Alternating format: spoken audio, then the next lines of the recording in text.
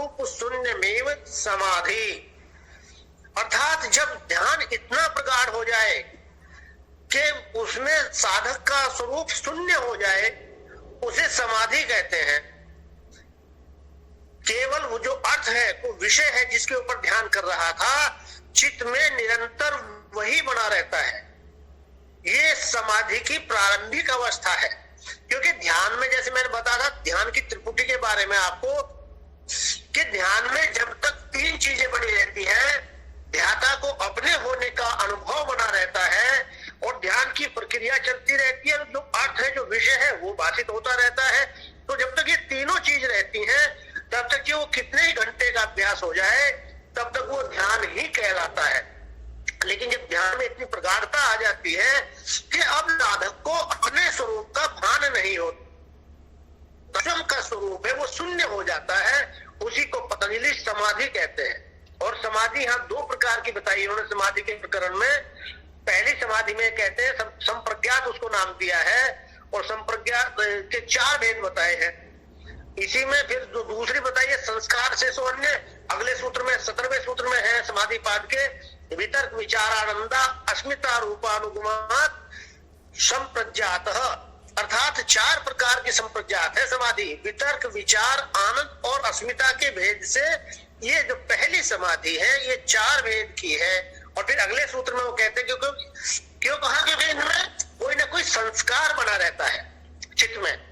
लेकिन जब सारे संस्कार इसकी पूर्णता पर समाप्त हो जाते हैं, तो वहां असंप्रज्ञात नाम तो नहीं दिया उन्होंने, लेकिन वो कहते हैं संस्कार शेषो अन्य विराम, ये विराम प्रत्याभ्यास पूर्व संस्कार शेषो अन्य। जब इन पर सब पर विराम लग जाता है, तब वो संस्कार शेष हो जाता है, व्यक्ति कोई संस्कार शेष नहीं रहता, उसको अगली अवस्था उनको कहा अन्य, अर्थात वो असंप्रज्ञात है, इससे इतर है, इससे अलग है। अब इनमें भी जो चार अवस्थाएं बताई हैं पहली, इनमें भी दो भेद हैं। पहले वालियों के वितर्कानुगत के दो भेद हैं, सवितर्कानुगत, निर्वितर्कानुगत। फिर विचारानुगत के भी दो भेद हैं, सविचारानुगत और निर्विचारानुगत। अब इनमें होता क्या है कि जब आपको पहली अवस्था प्राप्त हुई, तो पहली अवस्था कौन सी प्राप्त हुई? वितर्कानुगत संप्रज्ञात समाधि, क्योंकि संप्रज्ञात में भी पहली स्थिति प्राप्त हुई।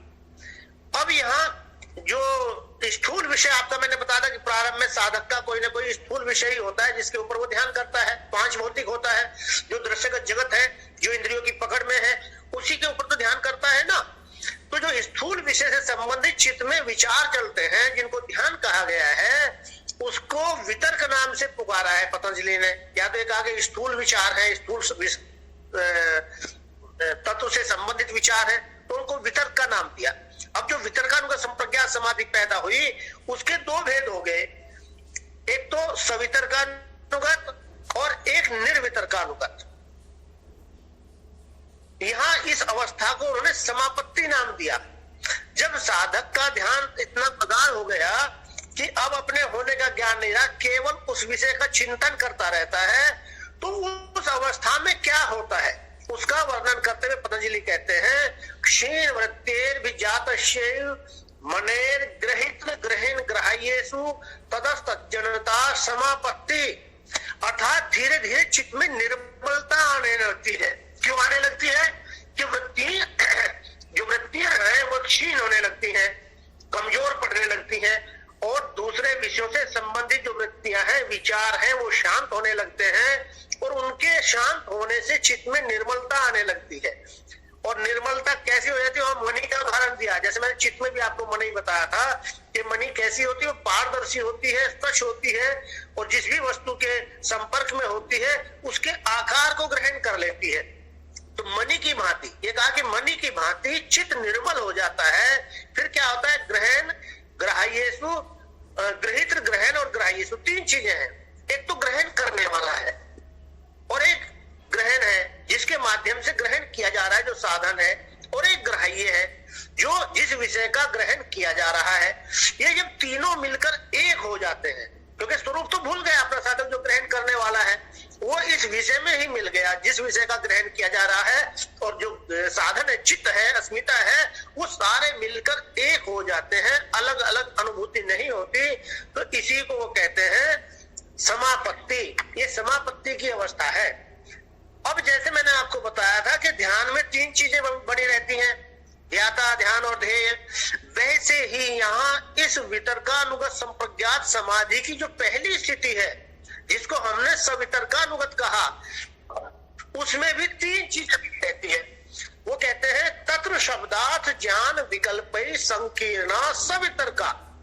जब तक 3 चीजें बनी रहेंगी इस वितर्कानुगत संप्रज्ञात समाधि में, क्या? एक तो शब्द, एक अर्थ और ज्ञान, उससे संबंधित जो विषय है। जैसे मान लिया उदाहरण के लिए आप गाय का ध्यान कर रहे हैं, तो गय, आ का डंडा और यह गाय, ये शब्द चित्त में भाषित होता रहता है साधक के, मैं गाय के ऊपर ध्यान कर रहा हूं। ये जो चीज सामने दिखाई दे रही है, जो चित्त में प्रकाशित हो रही है, ये गाय है। एक उसका अर्थ, उसकी आकृति, उसके 2 सींग हैं, 2 खुर है, 4 खुर है, कान है, पूंछ है, थन है, पूरी एक आकृति, उसको अर्थ कहते हैं। वो भाषित होता रहता है, उसमें प्रकाशित होता रहता है चित्त में। तीसरे, उससे संबंधित ज्ञान, गाय कितने प्रकार की होती है, गाय लाल रंग की भी होती है, सफेद रंग की भी होती है, काली भी होती है, ऐसी भी होती है। गाय ये देती है, बछड़ा भी देती है, बछड़ी भी देती है, उसके दूध मिलता है, क्या क्या उपयोग, मतलब विभिन्न प्रकार का जितना भी क्या है उस विषय के संबंधित हमें जानना है, वो सारा का सारा ज्ञान चित्त में बना रहता है। अब 3 चीजें हो गई, एक तो उसका शब्द हो गया, एक उसकी आकृति हो गई, और एक उसका ज्ञान हो गया। जब तक ये तीनों चीजें चित्त में चलती रहती हैं, तब तक उसको सवितर्कानुगत संप्रज्ञात समाधि कहते हैं। ये स्थूल अवस्था है वितर्कानुगत की।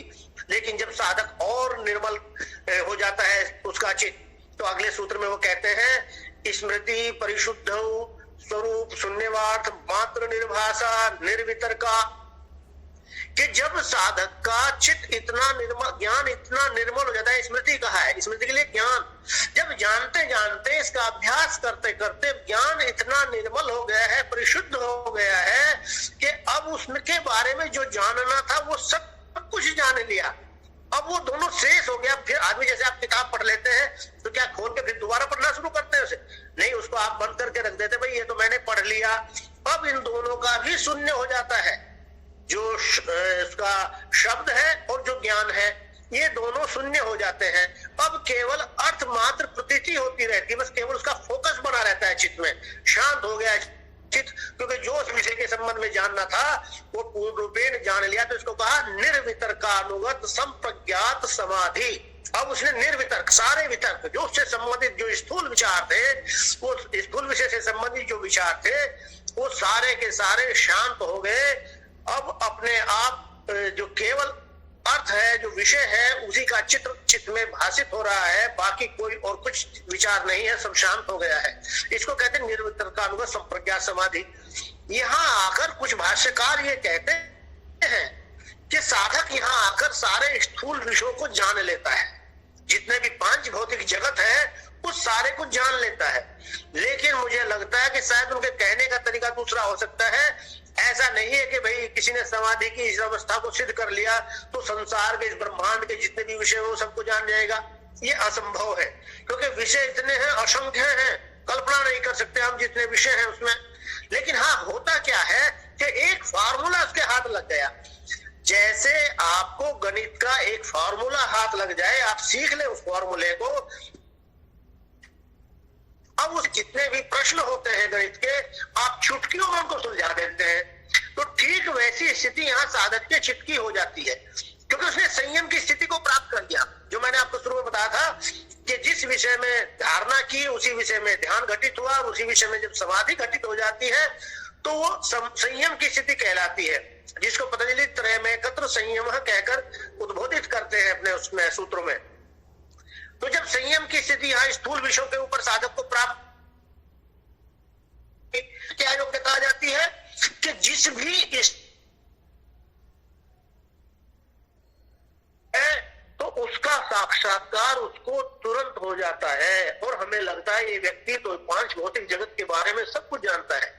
उदाहरण के लिए जब आप किसी संत या महात्मा या किसी शुद्ध पुरुष के पास जाते हैं और आप अपना कोई प्रश्न उनके सामने रखते हैं, तो आपने देखा होगा कि वो कुछ समय के लिए या तो एक टक देखते रहते हैं, आपको देखते रहते हैं, या कहीं शून्य में देखते रहते हैं, या आंखें बंद कर लेते हैं कुछ क्षण के लिए, और फिर वो आपकी बात का उत्तर देते हैं। तो आपके मुख से निकल पड़ता है, यार गुरुजी ने बिल्कुल ठीक बताया है, भाई संत ने तो वाह कमाल कर दिया, बिल्कुल जो जैसा जो हुआ था वो सारा बता दिया उन्होंने कैसे बता दिया?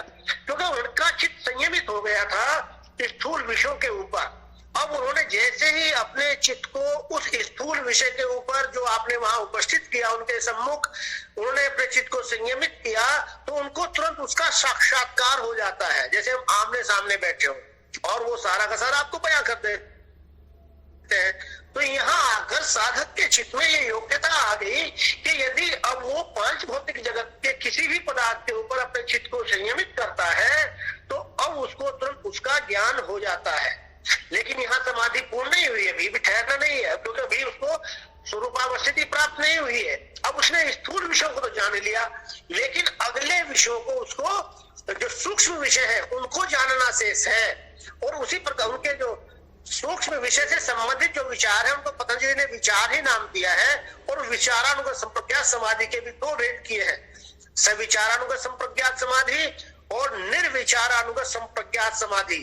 अब स्थूल विषय को तो साधक ने जान लिया, अब उसके चित्त का विषय हो जाता है ध्यान का आगे सूक्ष्म विषय, और वो शुरू में कह देते हैं अत्यैव सविचारा निर्विचारा सूक्ष्म विषय व्याख्याता, कि जिस प्रकार वितर्कानुगत में दो भेद थे, सवितर्कानुगत और निर्वितर्कानुगत, वैसे ही आगे विचारानुगत की दो स्थितियां हैं, और सेम वैसी ही स्थिति है कि मान लिया।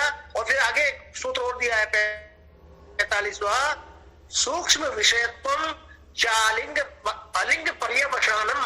जो सूक्ष्म विषय है वो इंद्रियों से लेकर, तन्मात्राओं से लेकर, मन से लेकर प्रकृति पर्यंत है। तो अब साधक के चित्त का कोई विषय सूक्ष्म हो जाता है जिसके ऊपर वो समाधि का अभ्यास करता है।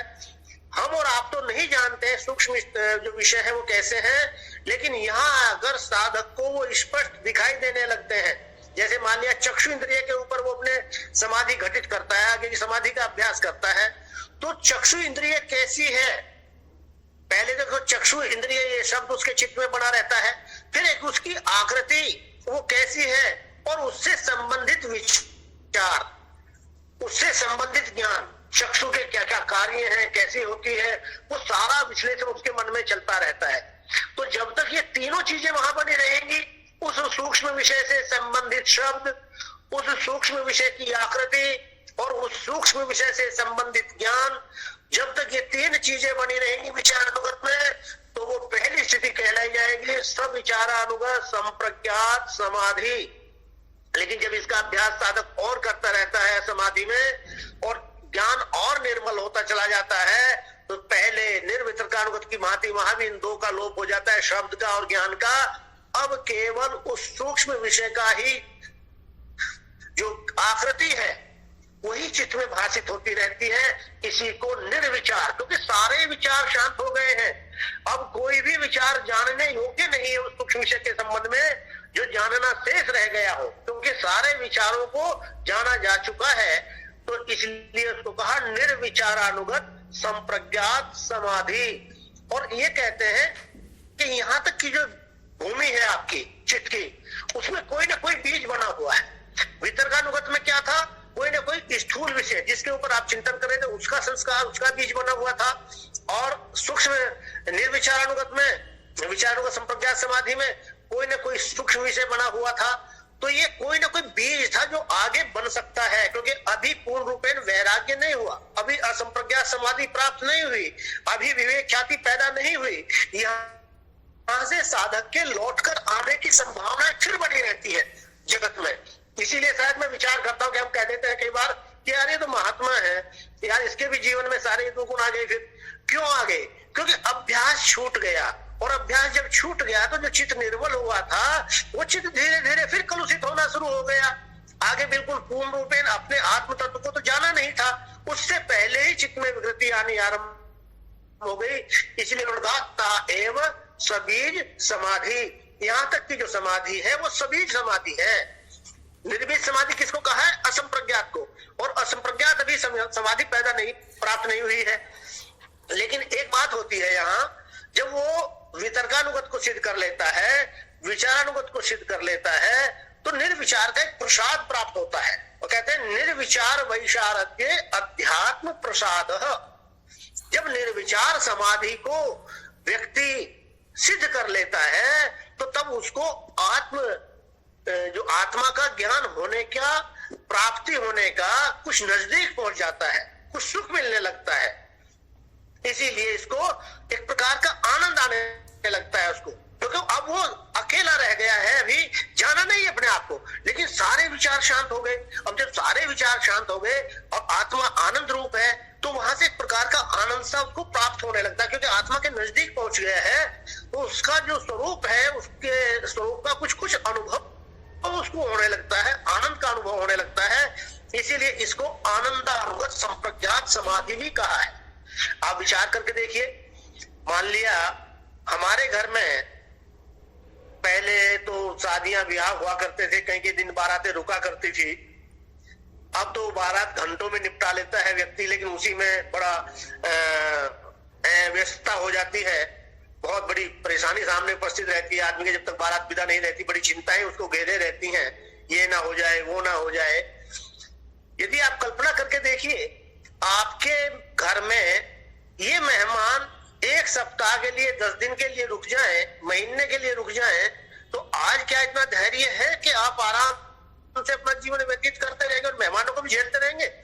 नहीं, इतनी अव्यवस्था हो जाती है कि आपके सोने की जगह आपको नहीं मिलती, आपको सेविंग करने की, नहाने धोने का समय नहीं मिलता, मेहमानों की सेवा में ही आप लगे रहते हैं। और यदि वो मेहमान जिस दिन जाते हैं, उस दिन आपको कितनी आत्मिक शांति होगी, उसको आप शब्दों में बयान नहीं कर सकते।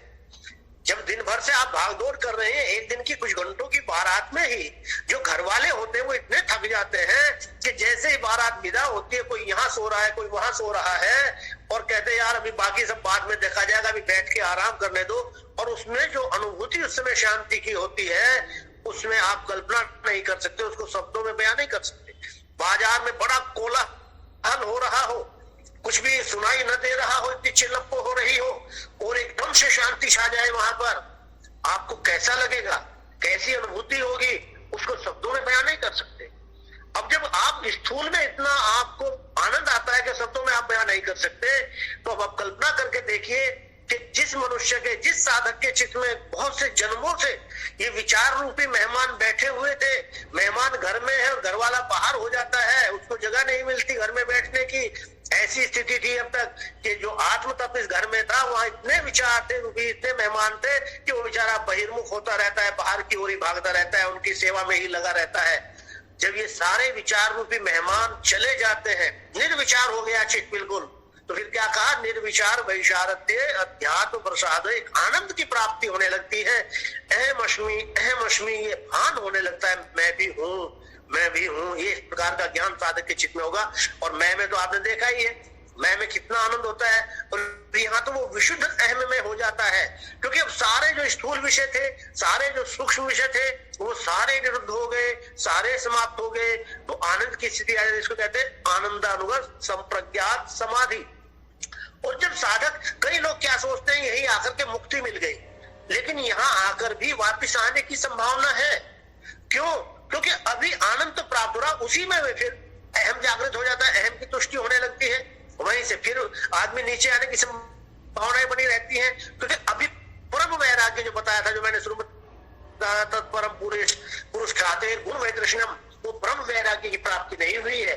और जब तक ब्रह्म वैराग्य नहीं होगा, तब तक असंप्रज्ञात समाधि घटित नहीं होती है। लेकिन यहाँ आकर एक होता है कि जब साधक इसका निरंतर फिर अभ्यास करता रहता है। कुछ लोग यहाँ आकर अभ्यास छोड़ देते हैं, कह रहे अब तो आनंद में रमन करने लगे हैं, आनंद की प्राप्ति हो गई है, और ये आनंद तो आत्मा का रूप बताया था, तो अभ्यास छोड़ देते हैं, तो चित्त में फिर विकृति आनी शुरू हो जाती है। लेकिन जो साधक यहाँ भी आगे समाधि का अभ्यास करता रहता है, अब उसके चित्त में एक ज्ञान पैदा होता है, ये आनंद किसे आ रहा है। ये चिंतन जब चलता है तब पता चलता है ये ज्ञान तो, आनंद तो मेरा अपना नहीं है, ये तो जो सुख की अनुभूति हो रही है, ये तो चित्त में घटित हो रहा है। एक प्रकार की बुद्धि पैदा होती है, जिसको ऋतंभ्रा प्रज्ञा कहा है।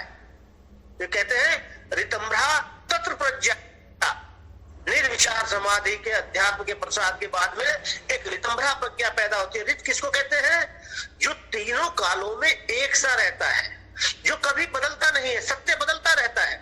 मान लिया मेरी बात सत्य प्रतीत हो रही है, लेकिन मुझसे कोई अधिक जानकार आ जाए, विद्वान आ जाए, वो आपको बताए तो मेरी बात खंडित हो जाएगी, उसका सत्य प्रतिष्ठित हो जाएगा। उससे कोई ऊपर कहा जाए तो उसका सत्य खंडित होकर दूसरे का प्रतिष्ठित हो जाता है। जैसे भौतिक विज्ञान में है, आज एक फार्मूला किसी साइंटिस्ट ने बनाया तो आगे दूसरे ने और गहन रिसर्च की तो उसका फार्मूला खंडित हो गया, दूसरे का प्रतिष्ठित हो गया।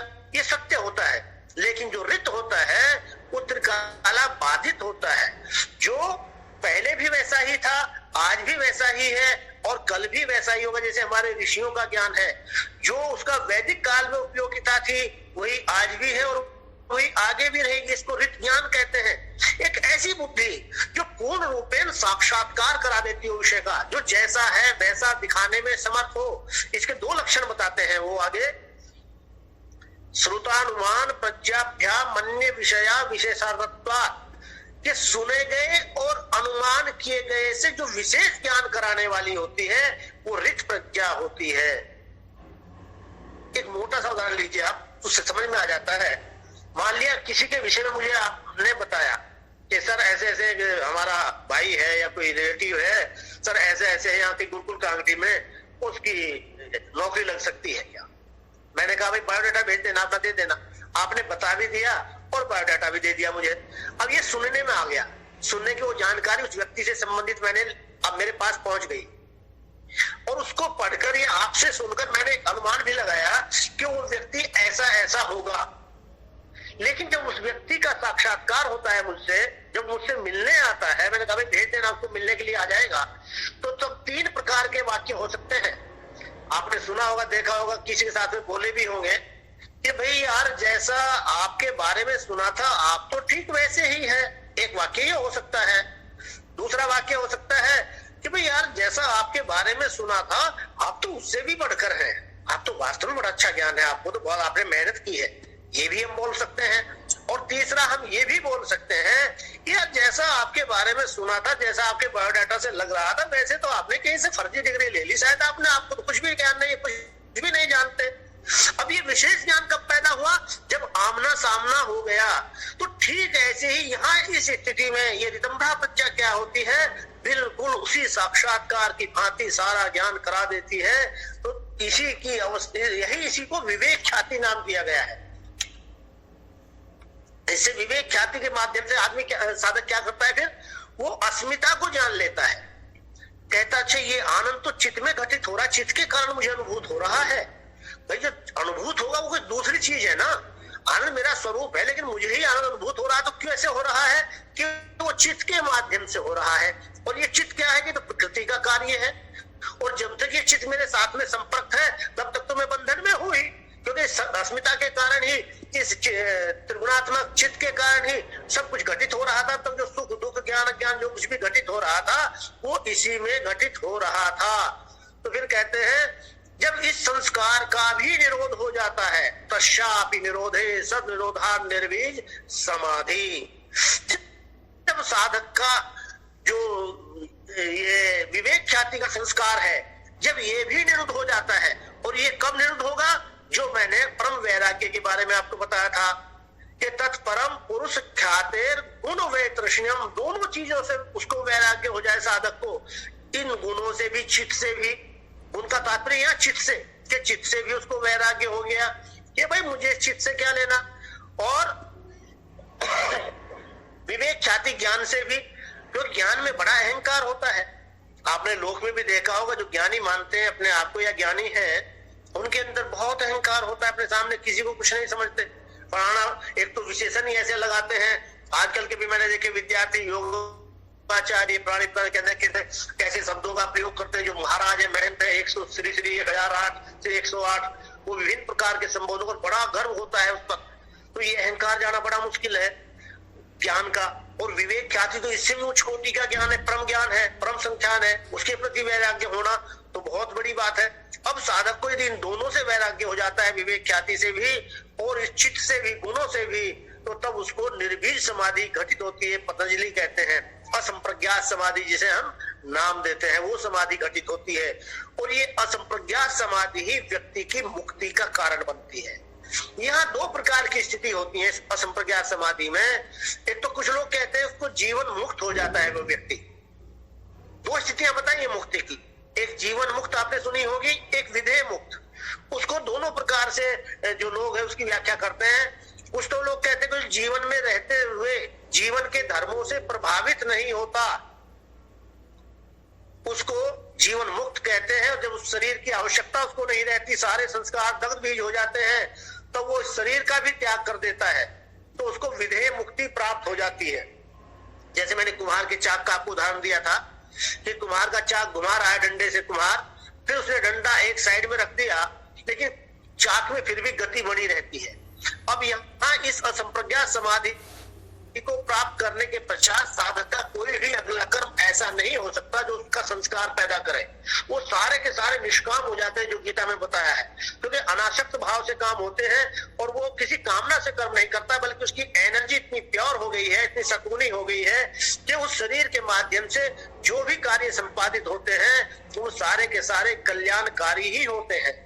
लेकिन अभी पूर्व के संस्कार शेष हैं, अभी उन पूर्व के संस्कारों को उसे भोगना है। इसी कॉन्सेप्ट को क्लियर करने के लिए शायद विभूतिपाद में निर्माण का एक सिद्धि बताई है, जो हम आर्य समाजी लोग हैं उसको हम नहीं मानते हैं, लेकिन कहते नहीं बाद में जोड़ी गई है। लेकिन ऐसा नहीं लगता कि शायद जोड़ी गई होगी, क्योंकि योगी समर्थ हो जाता है करने में, उसके संकल्पों की पूर्ति होने लगती है। तो कहते हैं मान लिया उसको 50 योनियों के संस्कार से ऐसे पूर्व जन्म के, और उसको भिन्न भिन्न योनियों में जाकर उसको भोगना है, या भिन्न भिन्न जन्मों में जाकर उसको भोगना है, बहुत लंबा समय लग जाएगा उसको मुक्ति का। तो यहाँ कहते हैं कि वो अपना एक चित्त, अपने चित्त का जो मेन चित्त है उसके अनुरूप दूसरे चित्तों का निर्माण कर लेता है, और जहां जहां जिस जिस योनि में जहां जहां जो भोग उसको पूरा करना है उस योनि में वो भेज देता है उनको, और जो उसका मुख्य चित्त है वो उनको कंट्रोल करता रहता है। उदाहरण के लिए जैसे आपने देखा होगा कि बहुत बड़ी संस्था है और कोई बड़ा अधिकारी है, उसके कमरे में सीसीटीवी कैमरे लगे हुए जगह जगह, और एक मेन जो टीवी है उसके सामने रखा हुआ है, तो सारी संस्था में कहाँ कहाँ क्या क्या हो रहा है वो सारा उसको ज्ञात होता रहता है, वो वहीं बैठे देखता रहता है। तो कहते हैं ठीक है, ऐसे ही वो अपने चित्तों के माध्यम से जो उसको दुख भोगना होता है विभिन्न शरीरों में जाकर उसको वो भोग लेता है। ये एक अलग विषय हो जाता है कि वो क्या करता है क्या नहीं करता है। लेकिन यहाँ ये है कि जब तक उसके वो पूर्व जन्म के संस्कार बने रहते हैं तब तक वो शरीर को धारण किए रहता है, और जिस दिन वो संस्कार भी पूर्ण हो जाते हैं, अब उसको जीवन की आवश्यकता नहीं होती, तो वो शरीर का त्याग कर देता है, तो उसको विधेय मुक्त कहते हैं। दूसरे लोग थोड़ा इसको उल्टे तरीके से कहते हैं, दूसरे तरीके से कहते हैं, देह कहते हैं शरीर को, कि जो शरीर में रहते हुए शरीर के धर्मों से प्रभावित नहीं होता। भाई शरीर की अपनी आवश्यकताएं हैं, शरीर के अपने सीमाएं हैं, उनसे हर व्यक्ति प्रभावित होता रहता है, लेकिन जो इस शरीर में रहते हुए शरीर के धर्मों से प्रभावित नहीं होता उसे विधेय मुक्त कहते हैं। जैसे जनक के लिए कहा जाता है विधेय जनक, कि शरीर में रहते हुए भी शरीर के धर्मों से जनक प्रभावित नहीं थे। शरीर से प्रभावित कौन होता है कि अभी भूख लगी, खाना नहीं मिला तो रोने लगे, आप बड़ा भूखे मर गए, भूख लग रही है और खाना नहीं मिला, प्यास लगी तो प्यास के लिए हो गए, और शरीर में किसी ने कुछ चुभो दिया तो परेशान हो गए, मेरे घर बार में कुछ हो गया तो परेशान हो गए। इन सब धर्मों से प्रभावित होता रहता है सामान्य व्यक्ति। लेकिन जो सही राजा जनक की नगरी चल रही थी, महल चल रहा था, लेकिन वो आत्मचर्चा में लगे हुए थे अष्टावक्र के साथ में, उससे प्रभावित नहीं थे, इसीलिए उनको अष्टावक्र ने विधेय जनक की उपाधि दी थी।